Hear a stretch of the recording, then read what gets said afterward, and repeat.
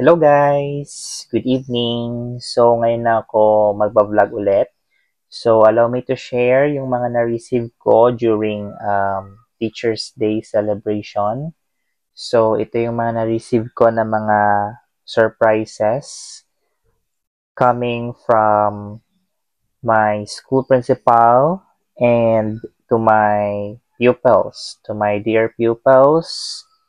So meron akong na-receive na mga letters and also flowers. Yes.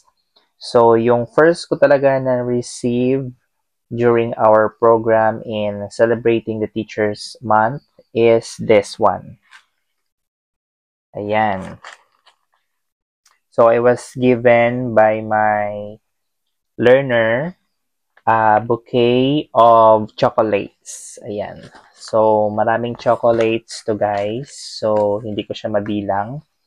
So, napakarami. So, I'm going to give this also to my brother and also to my mom. So, isi-share ko sa kanila para maka-ano din sila, makatikim. Alright. So, yun yung first ko na-receive in the morning. Then, after that is meron kaming program in the stage. Tsaka, dun ko na-receive yung binigay sa akin ng aking school principal. So, ito yung binigay niya sa akin. So, ipapakita ko sa inyo guys. So, ito siya. Ayan. So, maganda talaga yung bag. And, of course, covered yung, yung gift niya sa amin.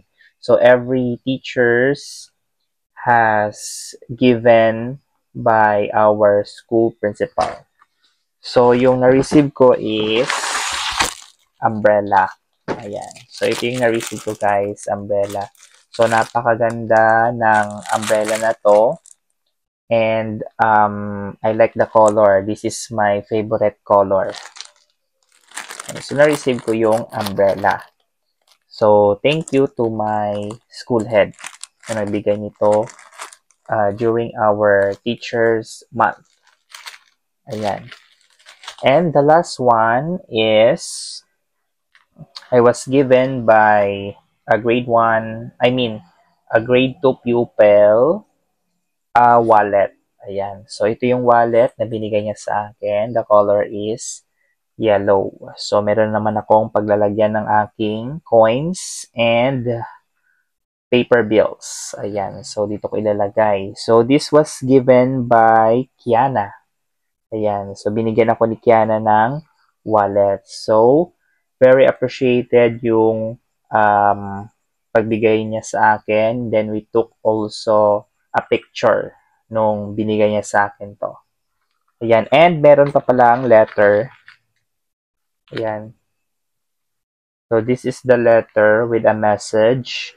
And, merong Oreo. Ayan.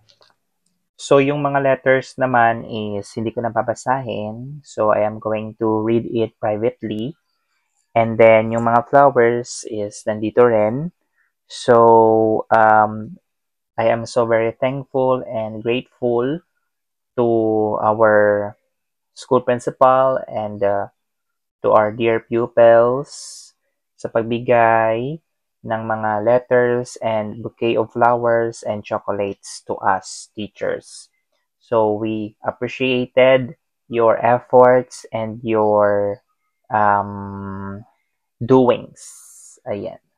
So that's all guys about my sharing sa Teachers Day celebration namin in our school. So all of us teachers receive different things. So thank you, and I appreciated all the things that I had received. So thank you so much guys, and that's all for my sharing. So see you on my next vlog and educational videos. God bless. Take care everyone.